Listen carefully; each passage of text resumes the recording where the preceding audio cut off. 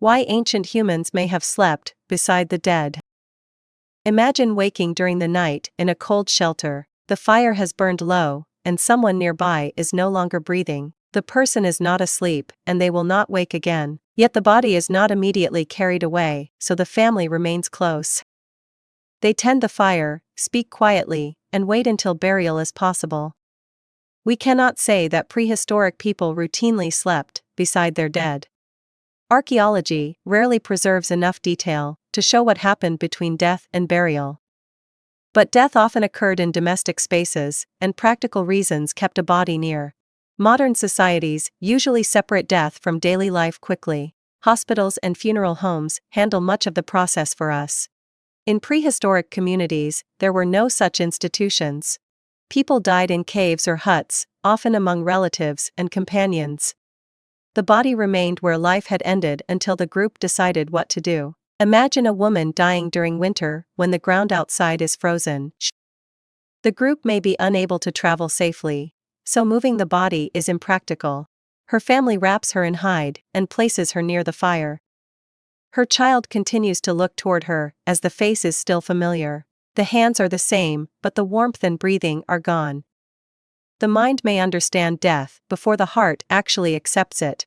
This conflict is central to grief, as the person is physically present. Remaining near the body allowed relatives to observe that change gradually. There were also practical reasons to wait. Before modern medicine existed, people could mistake deep unconsciousness or shallow breathing for actual death. A period of observation reduced the risk of premature burial. Weather or the preparation of a grave could also delay the funeral. None of these possibilities proves that people slept beside bodies as standard practice. They simply show why the dead might remain in a living space overnight. Archaeological evidence shows that many prehistoric communities treated bodies deliberately. Some were placed in specific positions or associated with pigments and tools. In certain places, people returned to burial areas long after decomposition. These practices varied across regions and thousands of years. There was no single prehistoric religion or universal funeral custom. Still, the care shown in many burials suggests death had immense significance. The dead were not always treated as refuse. A body could still represent a parent, child, partner, hunter, teacher, or elder. Protecting it from scavengers, weather, or disturbance was an extension of the relationship during life. This explains why people guard bodies, even when the dead can no longer feel pain. Care for the dead is directed partly toward the living. It expresses loyalty, grief, identity, and respect. It tells the group this person had relationships, not simply biological material. Consider the death of an elder. The elder knew seasonal roots, water sources, edible plants, and family histories. Much of that knowledge was never written down. It existed only in memory and speech. When the elder died, the group lost more than a body. It lost a source of information and continuity. Gathering near the dead helped move that knowledge into shared memory. People repeated stories, recalled advice, and discussed unfinished responsibilities. The body remained present while the social role passed into memory. This process does not require a formal ceremony in the modern sense. It could consist of waiting, watching, touching, speaking, and preparing. A final night near the dead gave relatives time to say goodbye. The phrase is modern, but the need is not. Human attachment does not end at the moment breathing stops. People continue to speak to the dead, hold a hand, or adjust clothing. Such actions do not reverse death. They help the living respond to an event that cannot be repaired. There may also have been fear. A dead body is familiar in appearance but unfamiliar in behavior. The face is recognizable, yet there is no response. As the body cools, the difference becomes more obvious. This combination of recognition and stillness produces both tenderness and unease.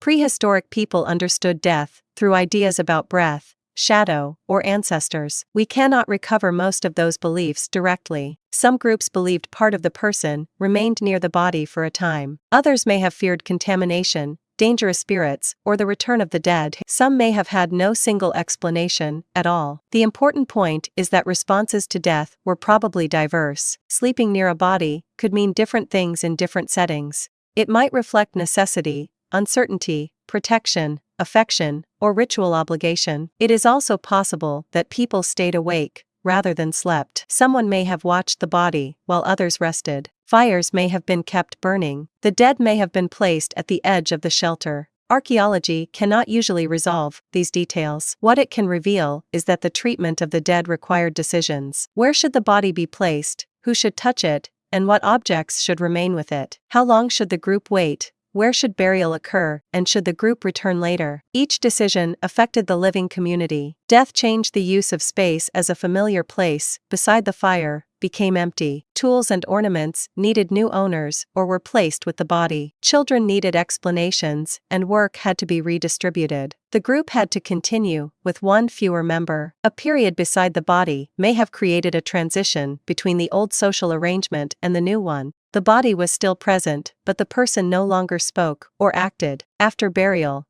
even that physical presence was gone. The empty place could then become the strongest reminder of the loss. Humans remained sensitive to such spaces.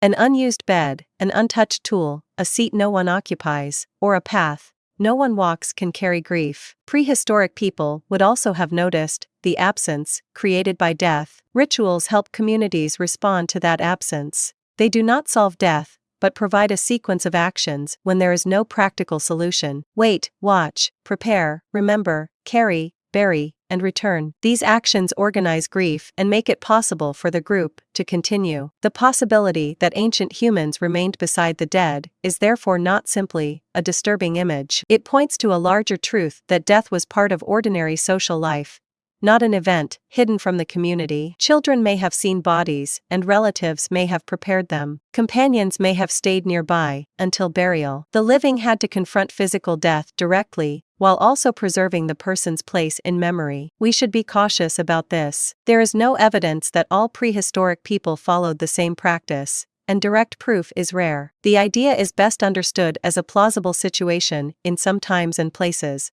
not a universal custom. Even with that uncertainty, the emotional logic is recognizable. People may have stayed because burial was delayed, or to guard the body. They may have waited to confirm death, or remained because separation was difficult. By morning, the group might lift the body, carry it to a grave, and cover it with earth or stone. Then they would return to the shelter and notice the missing voice, the unused tool, and the empty place near the fire. For a final night, however, the dead may still have remained within the social space of the living. Not because death was misunderstood, but because grief takes time to transform a person from physical presence into memory.